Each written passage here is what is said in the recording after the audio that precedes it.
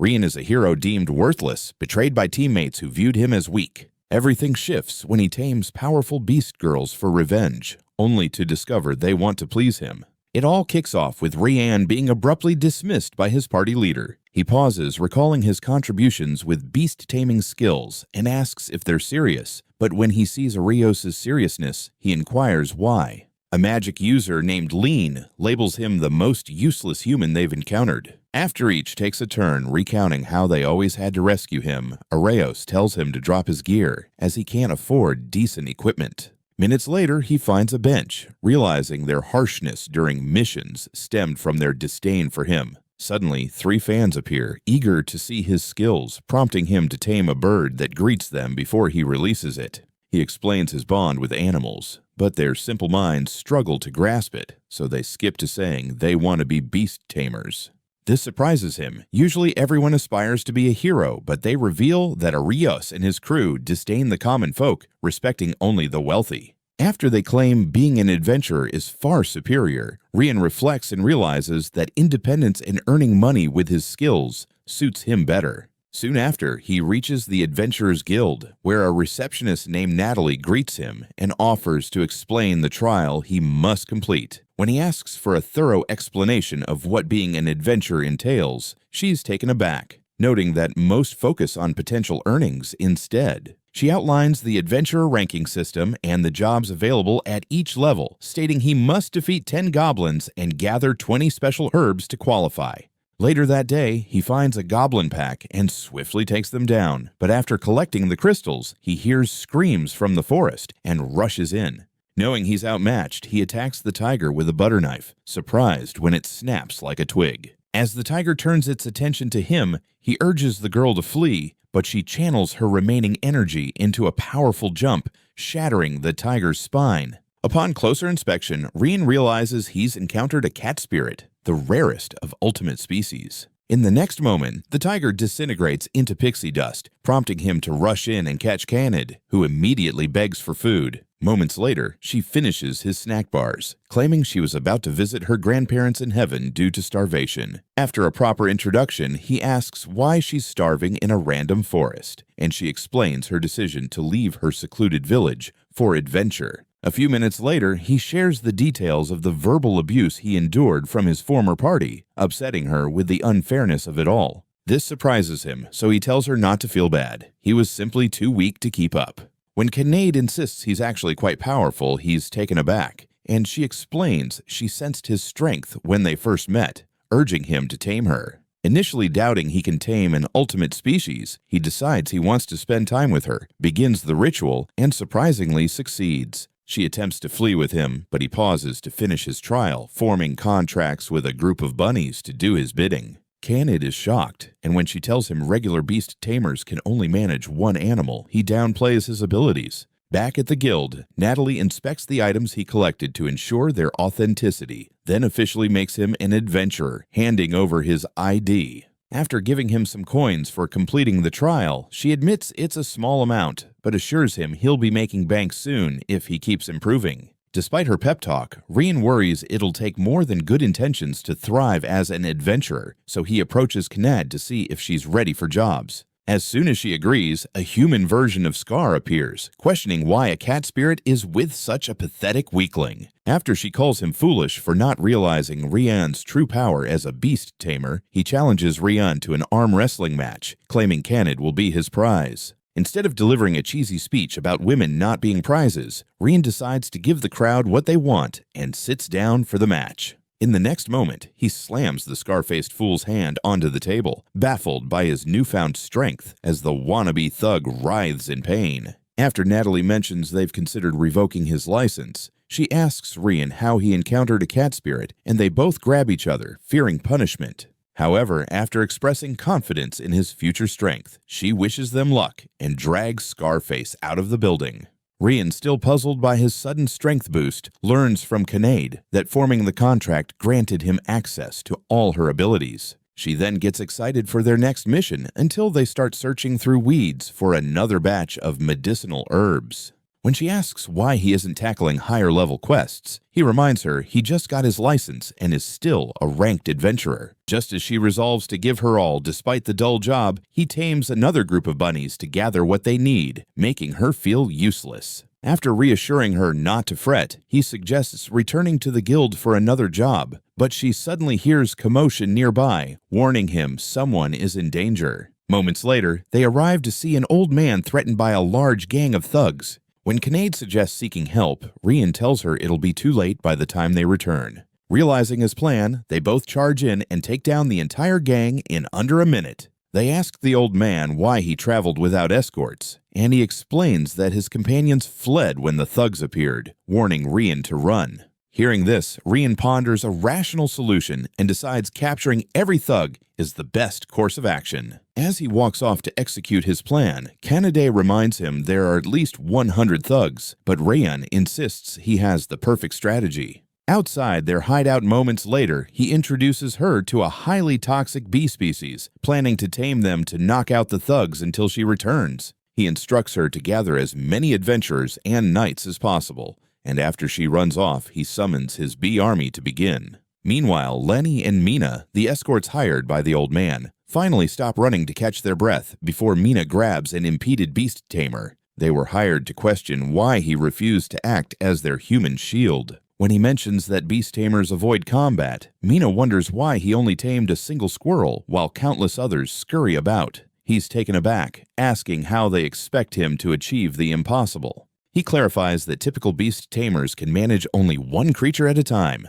Rian effortlessly commands his swarm of bees to sting the thugs in the hideout until they collapse. Lean then threatens the beast tamer, insisting he take the blame for their colossal failure. After he flees, Mina asserts that Rian can't be that powerful just because he can tame multiple creatures. Minutes later, Kinnaid returns with a group of adventurers from the guild, informing Rian that the Order of Knights has declined to assist. With their assistance, they restrain all the thugs, but just as he and Kinnaid begin to celebrate, a thunderous roar erupts as 3 king lizards break free and start attacking everyone. After instructing the adventurers to wait outside, he and Kinnaid engage in an intense battle against the Serenke beasts that lasts until nightfall. At one point, the adventurers grow anxious about their survival, but when they emerge with crystals from the defeated lizards, the adventurers swarm them in celebration, making Rian realize how far he's come since being the weakling Arios dismissed.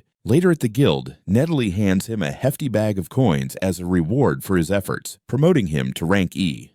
He then takes Kinnaid shopping for new gear and makes a stop at the finest restaurant in town for a lavish dinner. However, their joy diminishes when they find a hotel and discover they must share a room. As Kinnaid eagerly jumps into bed, thrilled to finally sleep indoors, he opts to sleep outside, but she stops him, saying she doesn't mind sharing the night. Hearing this, Rian warns her not to trust him so easily, joking that his glizzy might lead to unholy actions at night. She insists it won't be an issue, claiming he's too kind to do anything like that. He decides to give her a quick lesson on the dangers of men, explaining why Jin's chicks prefer solitude with bears. Despite his warnings, she refuses to let him sleep outside, explaining he's the only guy who has made her feel safe since leaving her village, so he agrees to share the room. Over a week later, they finish a routine quest, but upon returning to the guild for payment, Nettily informs them about a guard dog attacking anyone crossing the central bridge. She explains that all the victims require hospital treatment, prompting Kana to plead with Rian to take the quest, but he dismisses it, saying it's likely a job for top-ranked adventurers.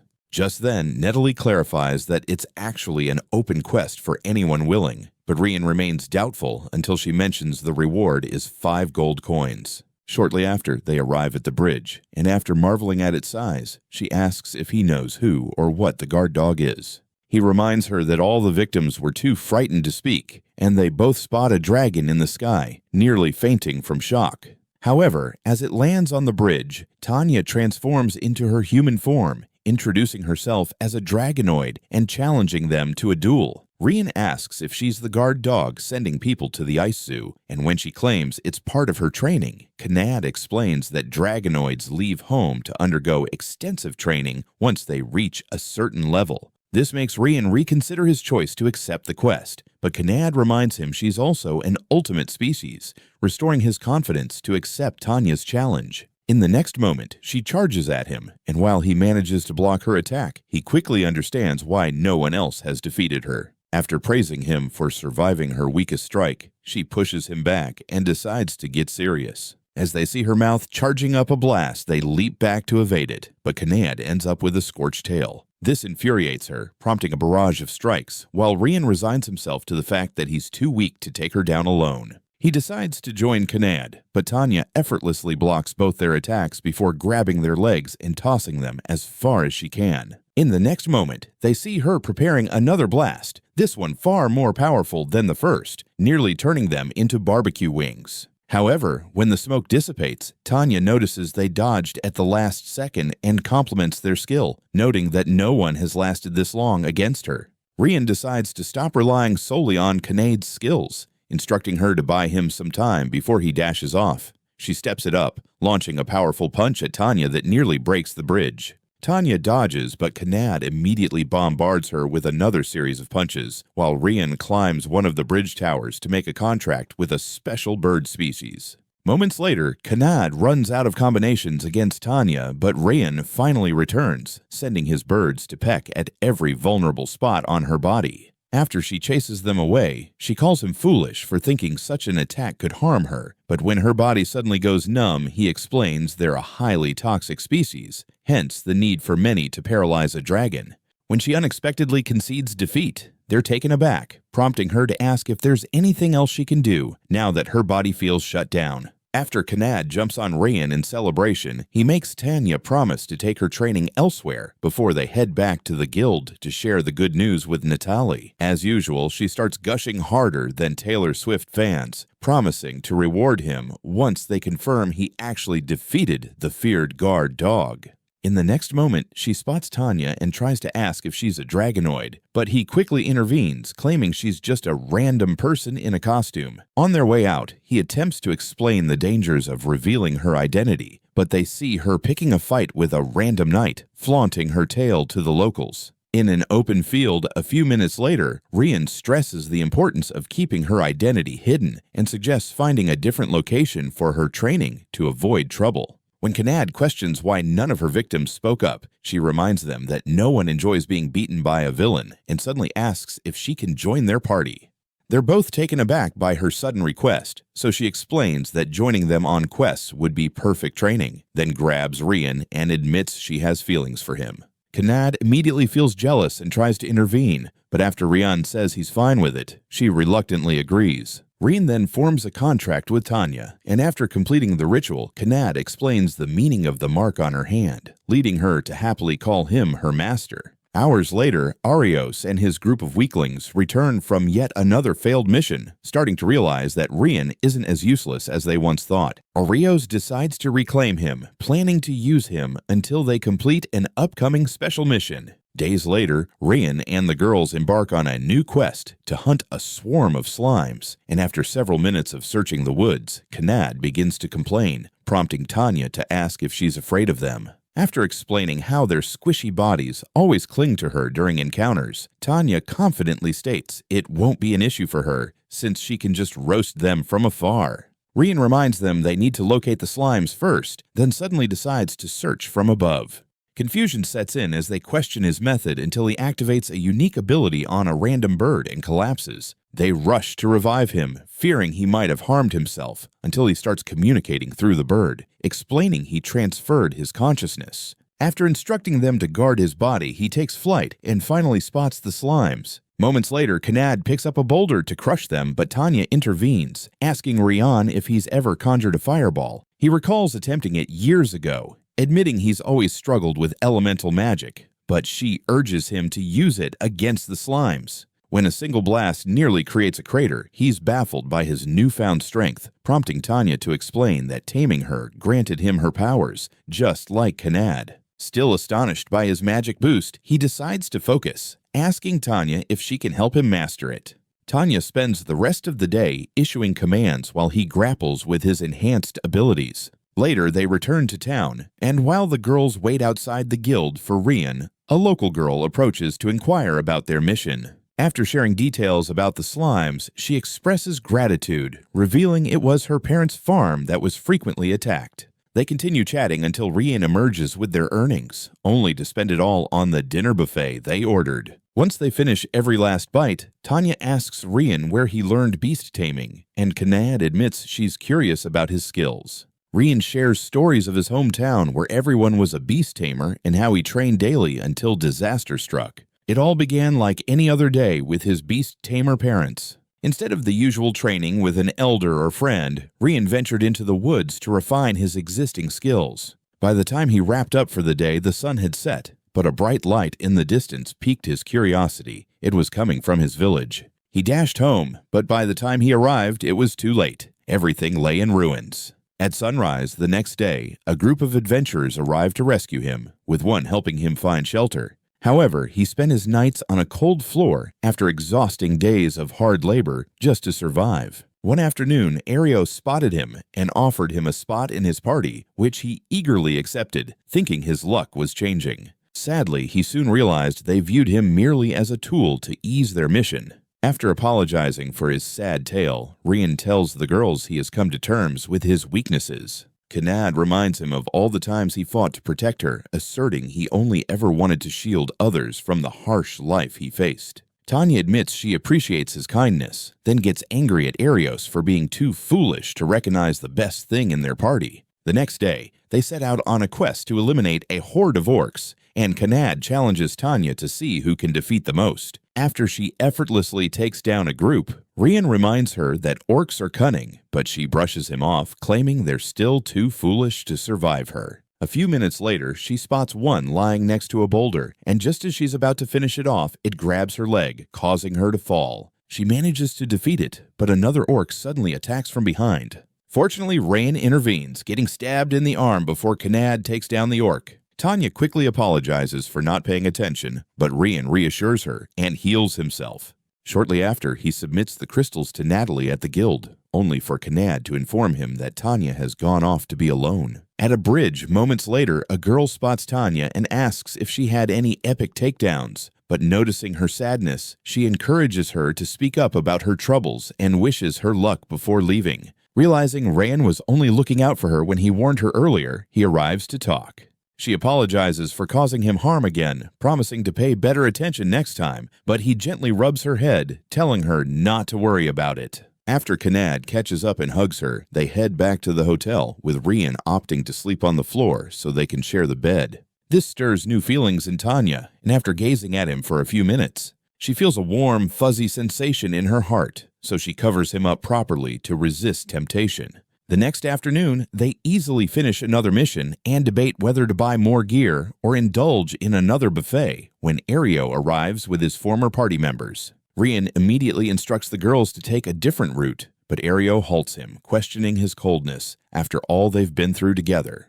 Upon hearing this, the girls ask if he's the hero who fired Rian, and he tries to dismiss them, only to be shocked when he realizes who they are. When Kanad mentions they are party members, Ario asks if they also treated him like a slave, which angers Kanad as she warns him not to disrespect her master. They all struggle to comprehend what they're hearing, wondering how the pathetic Rian managed to attract such powerful allies. Arios reminds him of a quest they plan to undertake in the Lost Woods, explaining how challenging it's been to venture deeper without someone to carry their gear. When he offers to let Rian rejoin the party as their glorified bag carrier, Rian gets upset, questioning how they expect him to agree after their past. Arios retorts that everyone wants to join the hero's party, but Rian coldly declines the offer and starts to leave with the girls, only for Mina to stop him and stress the mission's importance. Mentioning the Demon King piques Rian's interest, prompting her to explain about a special shield hidden by monsters deep in the Lost Woods, essential for standing a chance against the Demon King. She elaborates on the catastrophic destruction humanity will face if they fail to stop the Demon King.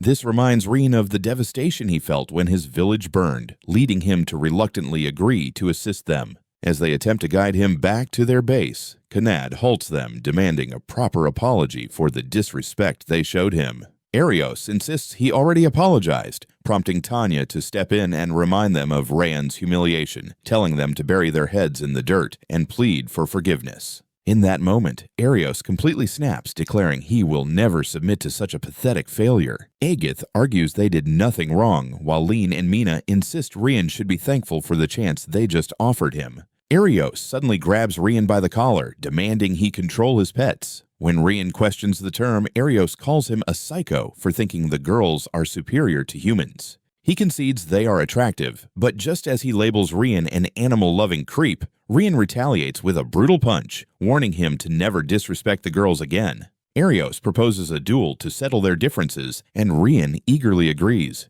Moments later, Kanad readies herself to confront Aegith, vowing to make him apologize to Rayan, but he insults Rayan and drops his megaton sword to flaunt his strength. Excited to finally battle one of the ultimate species, Kanad charges and unleashes a barrage of punches that nearly shatter the sword. When she questions if he's too weak to counter, he gets angry and powers up his sword for a lethal strike, but she effortlessly kicks it away, leaving him in shock. After expressing her disappointment and calling him a weakling, he decides to go all out, apologizing in advance to the Lord for his upcoming attack. Hearing this, Kanad begins stretching, opting to use nearly half her strength out of respect for his commitment. A chill runs down Aegith's spine as fear floods his mind. As he questions why such a powerful individual is with Rayan, she responds with a flying kick that ruptures every blood vessel. Realizing she may have overdone it against the bald weakling, Kanad prepares to face Mina and Lean. She mentions how she would have enjoyed beating Arios, offering to go easy on them since she typically avoids fights with weaklings, but they vow to take her down and start preparing powerful spells. As soon as they unleash their blasts, Tanya snaps her fingers, canceling their attack, leaving them puzzled about her trick. Their bewildered expressions make her laugh, prompting them to try again, but she repeats the same action, explaining her ability to nullify any magic. Despite this, the sword losers mistakenly believe they have a chance and power up for their strongest attacks. This time, Tanya cancels their attack the moment it forms, deciding to show them what true magic looks like. As they see countless earth spears poised to crush them, they begin pleading for mercy, but Tanya halts at the last second, revealing it was merely an illusion. Still, they faint from the shock, and she tells them to be thankful Rayan isn't a cruel master, as she would have loved to see them burned alive. Meanwhile, Arios has just launched into another self-absorbed speech about his greatness, prompting Rayan to punch him again, expressing his fatigue with Arios' nonsense.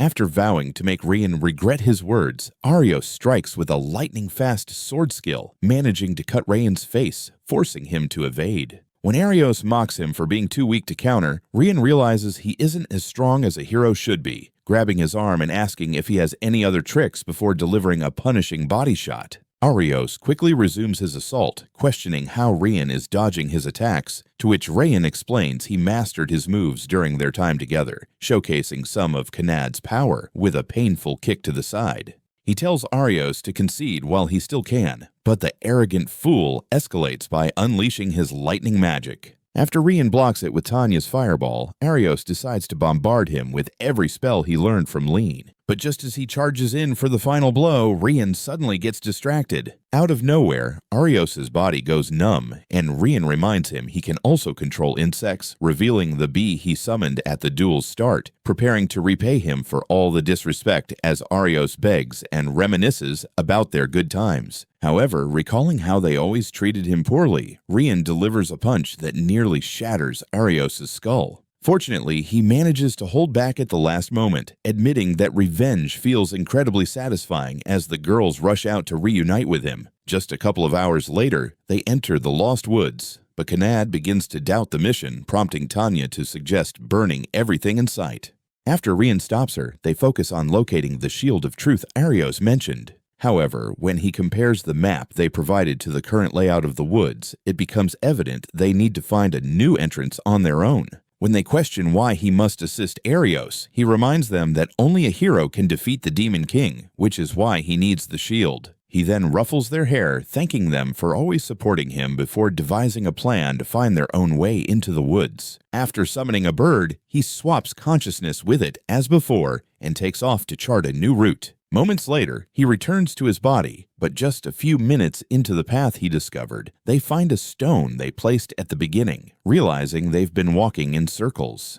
Tanya activates a magic tracing skill that guides them to a tree imbued with illusion magic. As she attempts to explain how its magic functions, Kanad's mind nearly implodes from the overload, so she summarizes it and instructs Kanad to destroy the tree. When Rian asks why she can't simply nullify the magic like she did with Lean and Nina, she clarifies that magic of this magnitude will take considerable time and likely leave her extremely drained. This realization hits Kanad, understanding she just doesn't want Rian to appear weak in front of Arios again, so she agrees to destroy the tree. But as she approaches, a voice warns her to stay back. In the next instant, a fairy emerges from the tree, commanding them to leave. Seeing her, Rian freezes in disbelief, as fairies were last sighted over 2 centuries ago following a war against humans. Once the shock subsides, he attempts to reason with her, but she continues to order them to leave, finally threatening to ensure she is the last thing he sees. After several minutes of fleeing, Tanya and Kanad ponder why they were attacked by one of the ultimate species. Rian explains their animosity towards humans, noting she shouldn't have revealed herself so casually. Kanad reminds him of the monsters rumored to guard the shield, suggesting she might be allied with them. When Tanya proposes returning to finish what they started with force, Rian suggests they should talk to the fairy instead.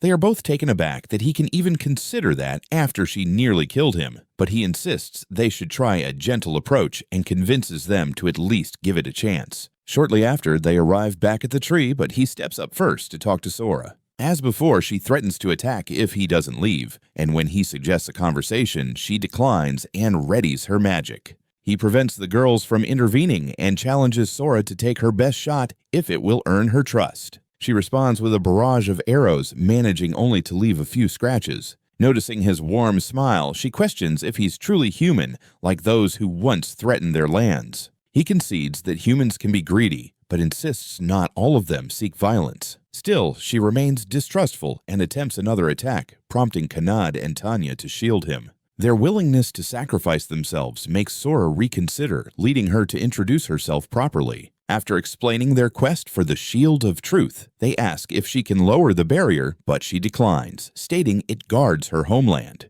When Tanya questions if she's just protecting the monster with the shield, Sora insists there are no monsters in the Lost Woods and teleports to her village to retrieve it. Handing it over casually, she reveals they've been its guardians for centuries, only giving it to them because they despise monsters more than humans. Rian expresses gratitude and inquires if they can offer anything in return, but she declines and tells him to leave. Just as Tanya and Kanad begin to exit, he circles back to Sora, assuring her he can handle whatever troubles her. Despite this, she hesitates to share her concerns, fearing he might endanger himself, but he reassures her he can manage. After Tanya and Kanad echo his sentiment, she recounts the tale of Runa, her twin sister, who was tasked with guarding the barrier alongside her. One fateful day, boredom led them to wander the woods, a decision that turned disastrous when they encountered a shadow knight who captured Runa. Since only the ultimate species can confront the deemed king alone, the knight demanded passage through the barrier for Runa's release, but Sora refused and rushed home for help.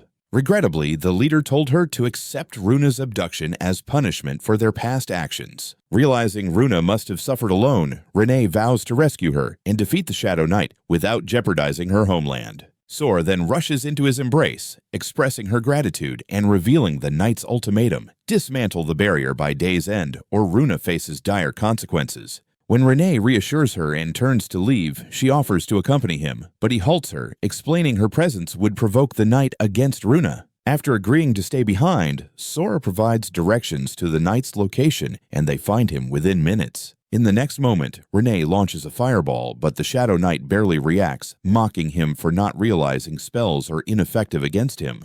However, after Kanad delivers a fierce kick followed by a punch from Renee, they assert they are aware of his resistance. The knight then questions Renee's decision to fight him, knowing his strength. As Renee dodges the inquiry, the knight catches Kanad glancing at Runa and deduces that Sora sent them to rescue her, prompting him to target her. Fortunately, Tanya intercepts his strike and swiftly escapes with Runa, allowing them to focus on defeating him. Realizing he's been outsmarted, the knight loses control and unleashes a devastating attack that threatens to obliterate the entire forest. Renee instructs Kanad to prepare for a final strike, and when she doubts his strength, he reassures her and summons a swarm of bees. As Kanad exhausts her options against the knight, Renee overwhelms him with the bees and seizes the chance to amplify Kanad's power with a potent spell. With her abilities maximized, she delivers a crushing blow with all her remaining strength, creating a hole through the knight, causing him to disintegrate into pixie dust. She rushes to Renee, asking how he executed such a powerful feat, and he explains he learned the spell in his hometown but needed Tanya's magic to use it. Just then, Tanya returns to praise him, and as Runa regains consciousness, they head back to the tree to reunite with Sora. After the sisters share a high five, Sora inquires if there's anything she can do to repay them, but they assure her it's unnecessary. Runa expresses her gratitude as well, then suddenly mentions all the bizarre things the knight could have done to her.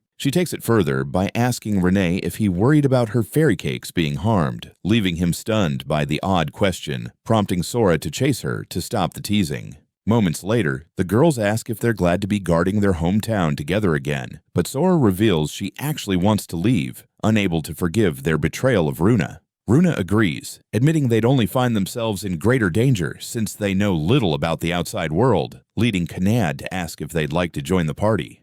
Tanya also supports the idea, and after the sisters decide to trust Renee despite their past with humans, he agrees as well. In the next moment, they both request to be tamed, but he begins to doubt himself, never imagining he could tame two fairies at once. Noticing his hesitation, Tanya and Kanad remind him of his newfound strength, prompting him to give it a try. After taking a moment to grasp the contract spell, he initiates the process and successfully completes it. However, upon seeing the contract symbol on their hands, he realizes it drained a lot of energy, nearly causing him to faint. Fortunately, the sisters support him, and as they offer to care for him whenever he needs, Tanya and Kanad realize they may have underestimated the twins' intensity. A few hours later, they return to town and Renee immediately approaches Arios to hand over the shield, but Arios can't believe they finished the quest so quickly. After Renee verifies its authenticity with her magic, Arios spots the twins hiding and tries to inquire about their identities, but Renee quickly diverts his attention due to the human-fairy conflict.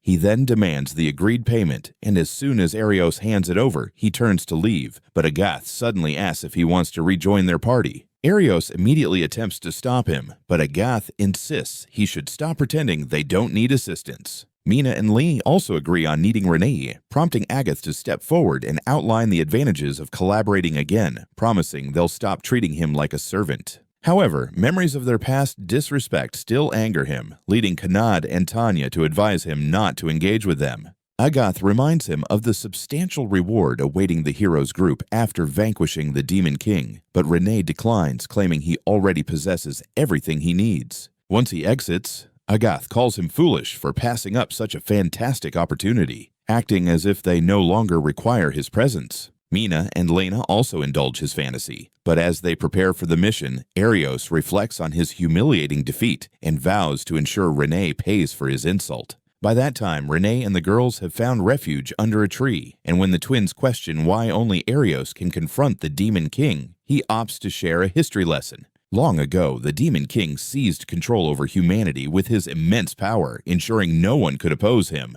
The hero of that era forged a pact with the gods, receiving their blood, which granted him a limit break skill that amplified his abilities until he could save humanity. This power was inherited by his descendants and now resides in Arios, indicating he will eventually gain the strength to challenge the Demon King. After the quick lesson, the twins suggest that Renee might possess a similar limit break skill since he levels up whenever he tames a new creature. Kana and Tanya agree, urging him to confront the Demon King instead of leaving it to Arios and his band of misfits. Despite their encouragement, Renee doubts his ability to succeed and requests more time to contemplate. After apologizing for putting him on the spot, they all vow to support him no matter what he decides. During breakfast the next day, the girls propose shopping for new gear so Renee can fully utilize the powers he gained from them. Shortly after, they venture into town, but the twins become anxious around so many humans and cling to his arm for safety.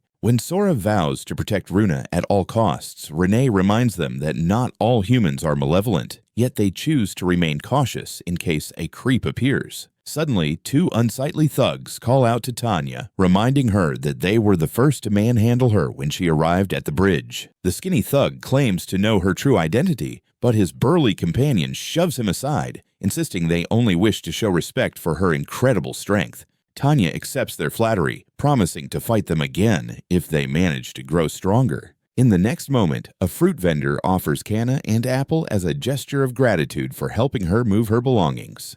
This leads the twins to realize that being around humans might not be so terrible, but then 3 of Renee's local admirers appear, prompting them to prepare for a confrontation. However, after calling Renee a Rizmaster for attracting so many admirers effortlessly, one girl begins to rave about how beautiful the twins are. Sora thanks her for the compliment, but Runa sees it as the perfect chance to showcase her own talents. As she attempts to cast a spell, her wings become visible. Renee and Sora quickly cover her mouth and hurry away, reminding her that humans can't comprehend what they truly are. Minutes later, they reach an equipment shop, and the owner greets them with a sinister grin. After instructing Renee to browse and select what he desires, Runa discovers a whip and suggests using it for a 50 Shades roleplay later. As Sora starts hitting her for always suggesting something bizarre, Renee picks up a dagger but notices something odd as soon as he draws it from its sheath. At that moment, a random adventurer enters, demanding the finest sword available and tossing a hefty bag of coins to the shopkeeper. This makes Sora even more frustrated, but he conceals his anger and selects an ornate sword for Mr.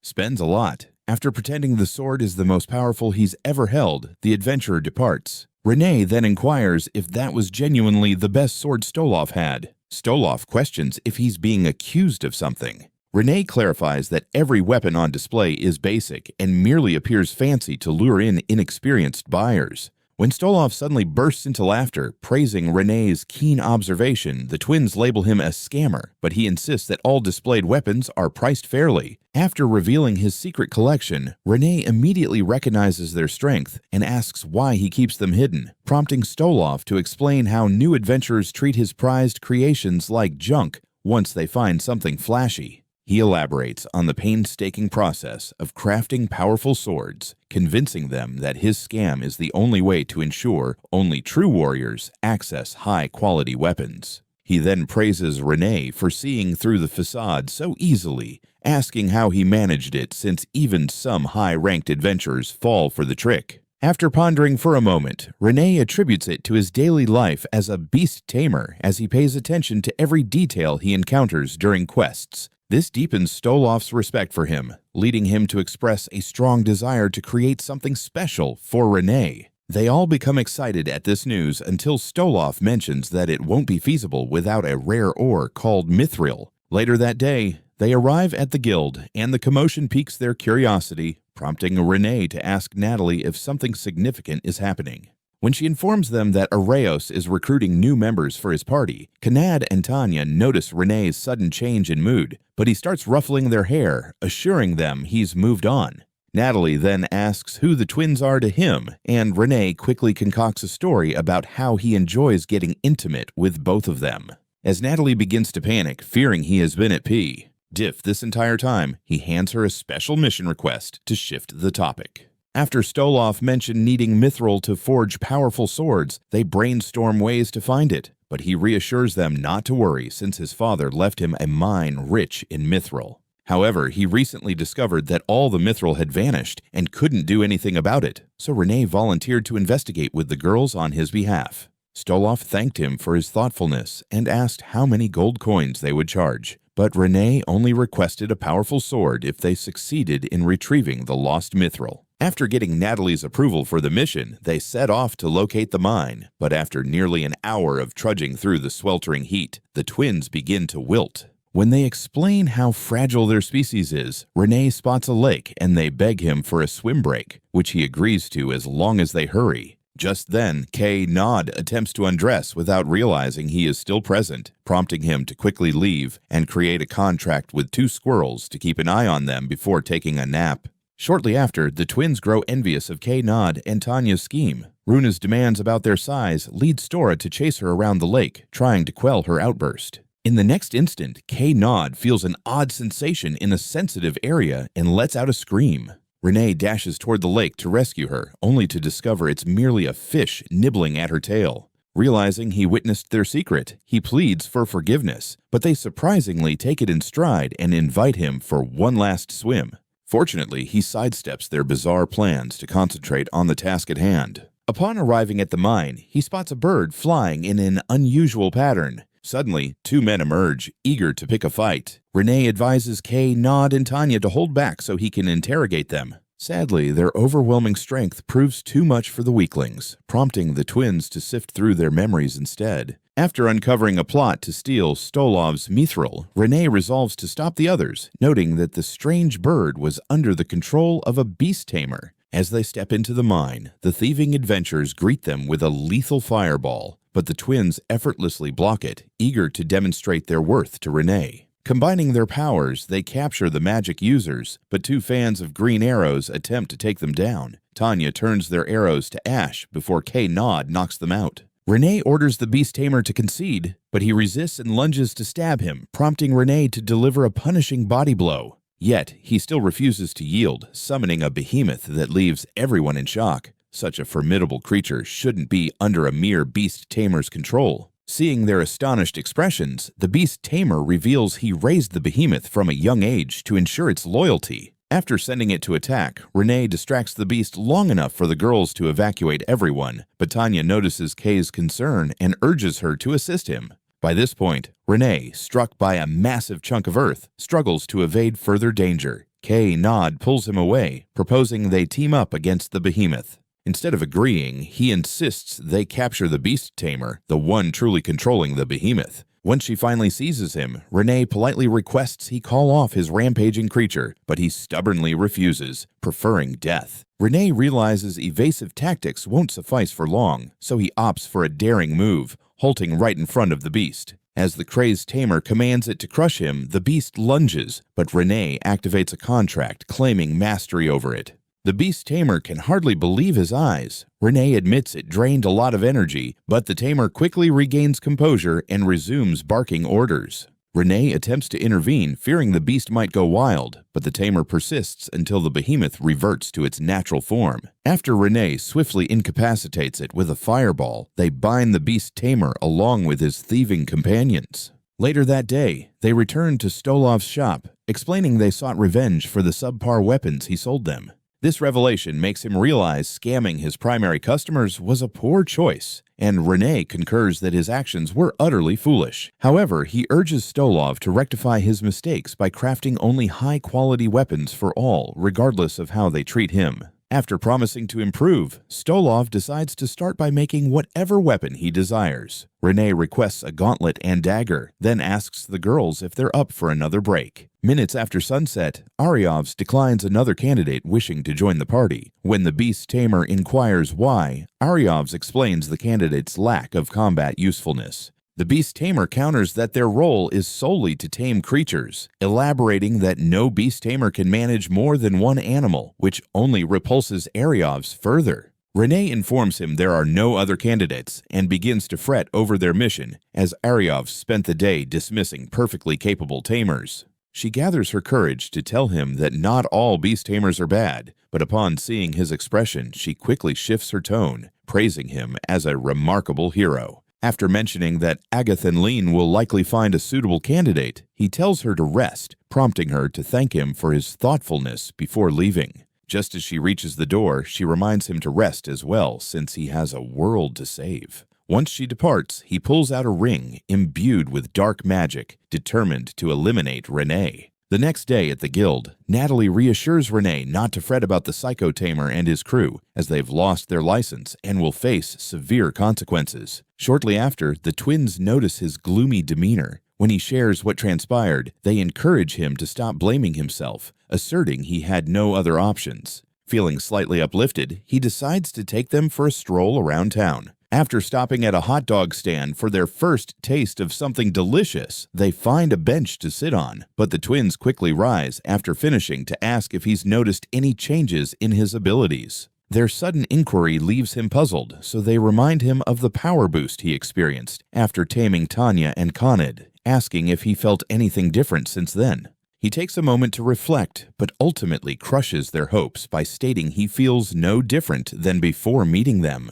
After ruffling their hair and explaining he doesn't choose friends based on their utility, they question why he remains kind to them when they seem inferior to Tanya and Conid. Noticing their insecurity, he elaborates on his experiences in various areas, helping them understand why he values trust over mere skills. His motivational speech lifts their spirits, prompting them to seek another round of food. However, on their way back, they encounter a strangely dressed geek named Edgar, who insists on making them his new pleasure maids. After they call him foolish for thinking they'd follow him, Rian asks for his identity, leading him to reveal his father is the town's lord and once again orders the girls to accompany him. When Rian declares he won't allow them to be taken against their will, Edgar sends his knights to seize them, but Rian swiftly knocks most of them out. As the remaining knights retreat, Rian tells Edgar to accept defeat, but he escalates the situation by taking the locals hostage. Rian reminds him that these are the people he's meant to protect, but Edgar dismisses them as worthless tools, threatening to behead anyone if the girls don't comply. When they both offer to take him down using their abilities, Rian halts them, explaining that revealing their identities would rob them of a normal life. In the next moment, he recalls a powerful spell, creating multiple portals simultaneously before electrifying the knights until they flee with Edgar. The locals gather around to commend him, and while he engages in conversation to ensure everyone is all right, Arios eagerly anticipates executing his plan.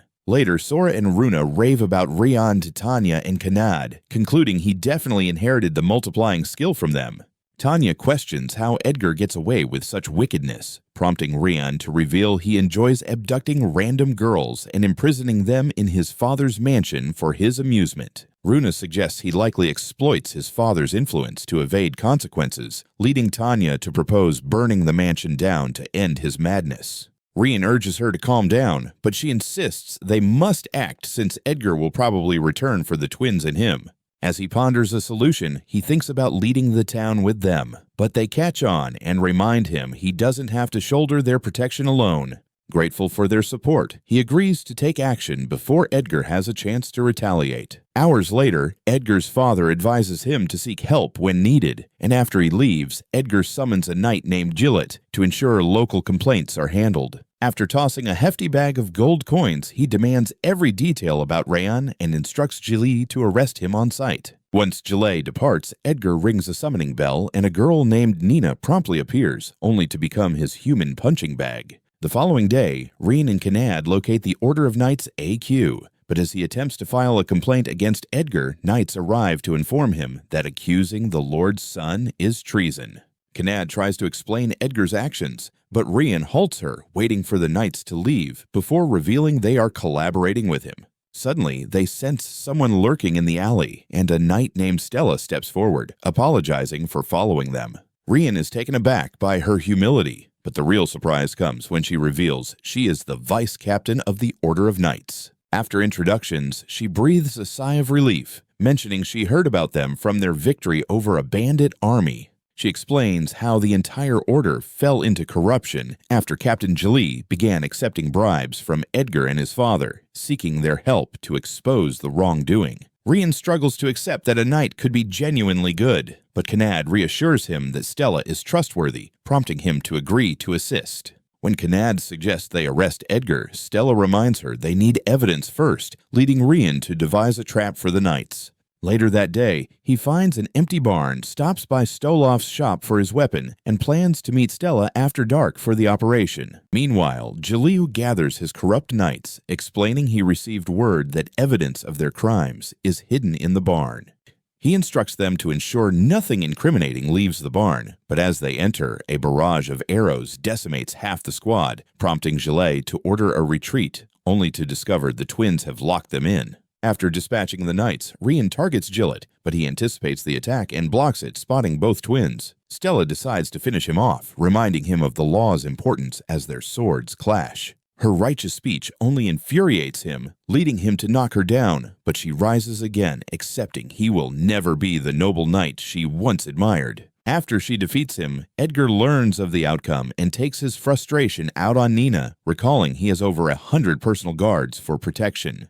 Just then, Ario appears at his window, expressing his disdain for Rian before handing him the dark magic ring and urging him to take down their common enemy. Minutes later, Stella arrives at Edgar's mansion with her knights, commanding the station soldiers to clear the way for an investigation into Edgar's wrongdoings. When the soldiers refuse and demand Gile, Tanya and Kanad arrive, praising Stella and giving the soldiers one last chance to cooperate. In response, the soldiers call out every guard in the estate, igniting excitement in the girls to showcase their skills. Meanwhile, Edgar, observing from his office, decides to capture Tanya and Kanad after uniting with Rayan through the ring, wondering why he hasn't shown up with them. At that moment, Rain sneaks into the mansion with the twins, discussing their strategy to rescue the hostages so Edgar won't have leverage during their arrest. Runa gets overly eager to save the day, prompting Sora to remind her they must remain quiet until all the kidnapped civilians are safe. They activate a spell to trace the energy signatures of the hostages, but upon locating them, Sora grows anxious as she detects a particularly strong energy signature,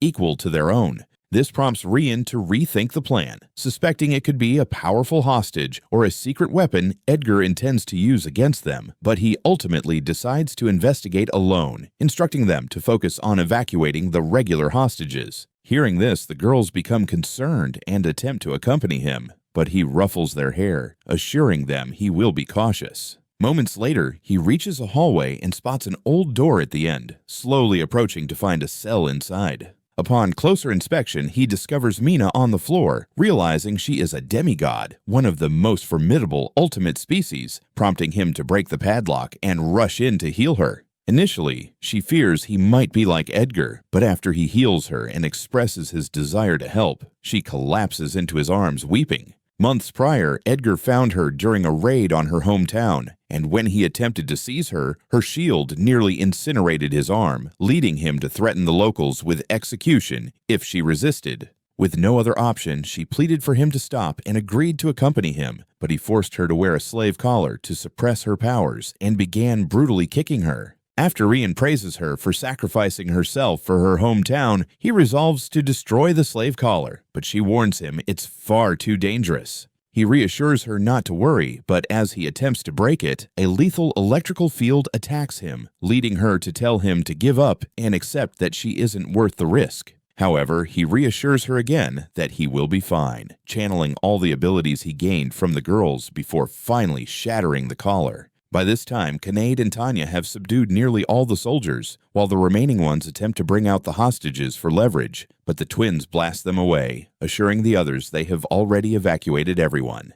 As Tanya and Kanad prepare to unleash their full power, Stella heads into the mansion to apprehend Edgar and his father, who rushes to his office, seeking an escape route. Edgar instructs him to flee first, promising to handle everything, and he dashes off, but by the time he reaches the stairs, Rian and the girls confront him. As soon as Rian captures him, Edgar unleashes the Reaper dwelling within Ario's dark ring, and after it pierces Rian's heart, Ario believes the mission succeeded and departs. Yet, Rian survives unscathed, leaving everyone bewildered until Runa points out he only acquired one ability from their contract, which is puzzling since it should be two.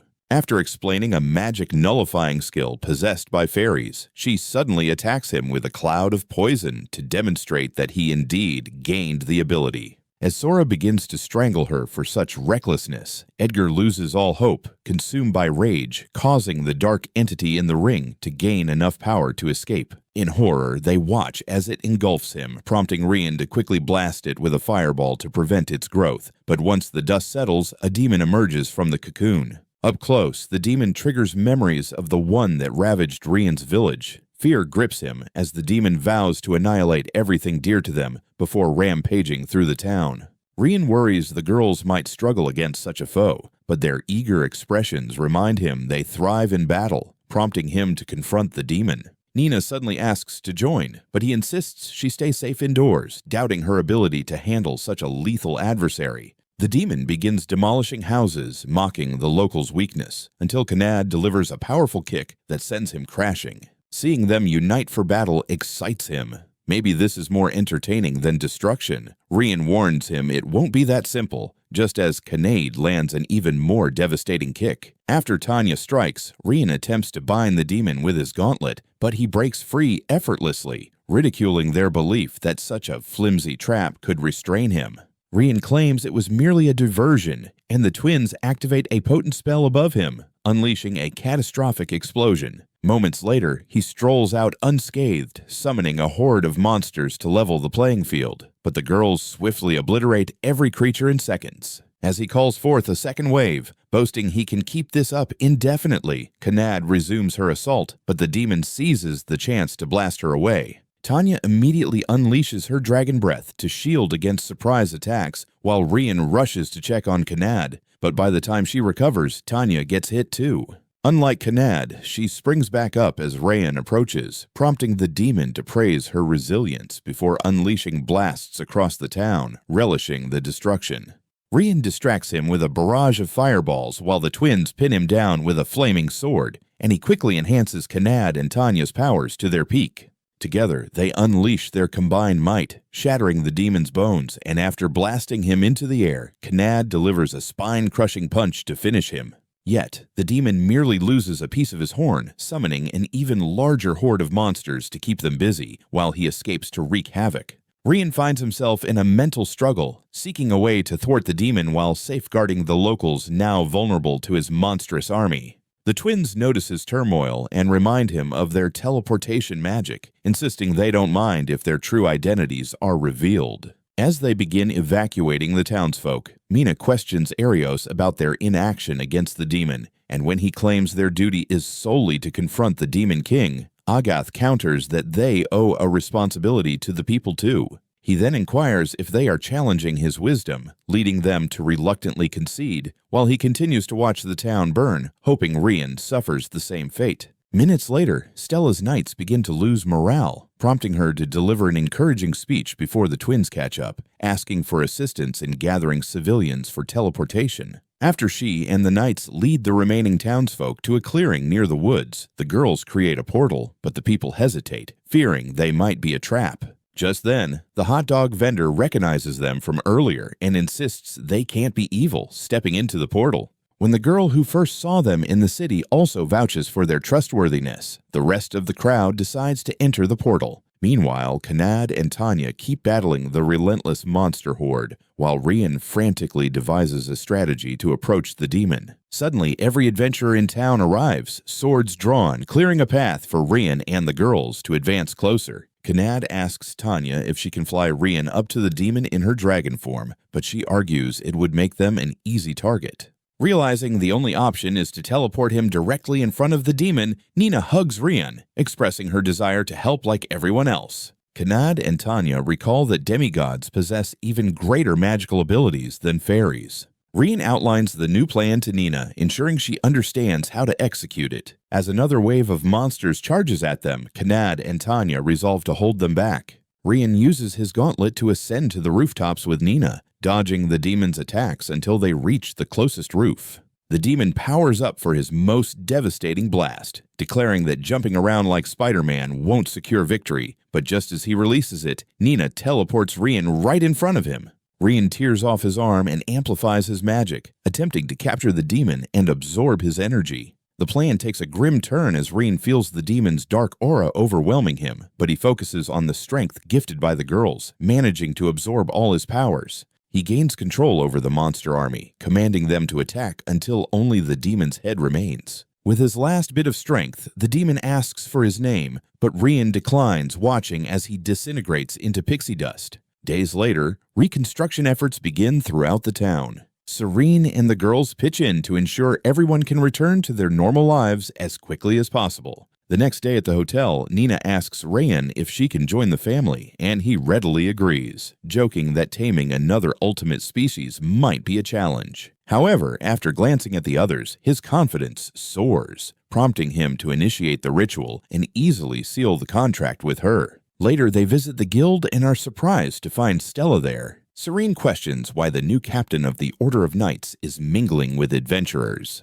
Stella explains her vision of merging the Order of Knights with the guilds to enhance protection for everyone in town. After thanking Rain for his role in ushering in this new era of peace, Nedley requests a moment of his time to share exciting news. At a table moments later, she congratulates him on his promotion to rank C. When he questions why they skipped rank E, she reminds him of the epic battles and quests he's recently conquered, suggesting he deserves an even higher rank. He attributes his success to the girls' support, but they urge him to accept the accolades for once and stop being so modest.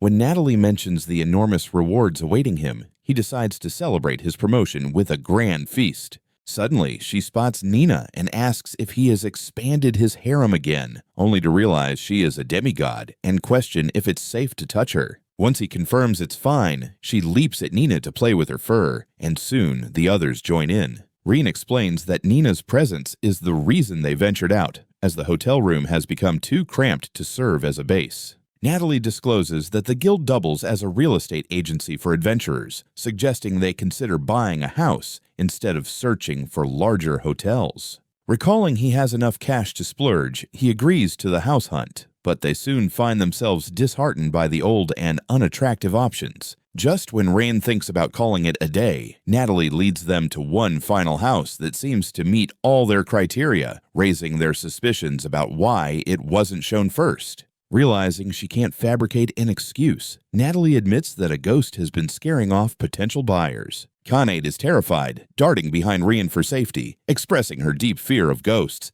When Sora inquires about the experiences people have had in the house, Natalie lists a series of basic pranks, exaggerating their severity. While Khanate continues to panic, Rien decides to explore the house, curious about the commotion. After Natalie opts to stay back in case they get pranked into oblivion, Rien guides them inside, searching for signs of the supernatural until they reach the living room. Suddenly, the furniture begins to shake, nearly giving Khanate a heart attack, and her fear escalates when a stunning maid ghost appears. The twins immediately attempt to attack her, but their efforts pass right through, prompting them to think of a ghostly spell, only to realize Tina can merely shout and move objects. Recognizing they aren't frightened, she decides to further traumatize Khanate, but eventually Khanate faints and morphs into a crazed ghost hunter. She flips the situation, chasing Tina throughout the house until the twins create a ghostly barrier in the living room to trap her. Rien attempts to converse, but she chooses to possess him instead, leading him to tame her and share that he learned ghost taming back in his village. After pinning her down, she concedes and tells him to do as he wishes, but he reminds her they only wanted to chat. Soon after, she introduces herself properly, recounting how her sinister boss ended her life 30 years ago in a different town. When they inquire how she ended up there, she claims to have simply chosen it after drifting around, stating she wouldn't mind leaving if they can't handle a ghost.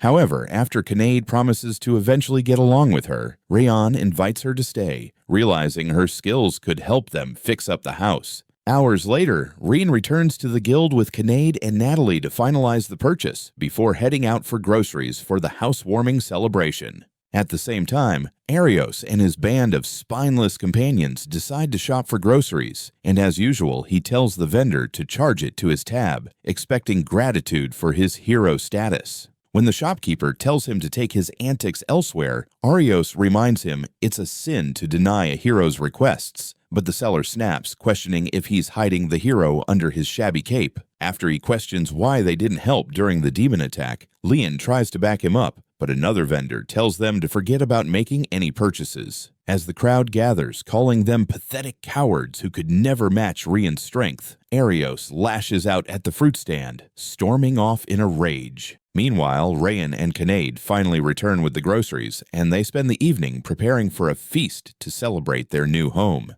Seeing so many joyful faces around him reminds Rien of where it all began, causing a tear to fall. When they ask if he's all right, he blames it on the food and requests more. Will Arios ever grow strong enough to take revenge on Rayan, or will our favorite protagonist keep accumulating foes and powers until he tires? Tune in for part 2 to find out, and remember to enable notifications after subscribing so you never miss our recaps.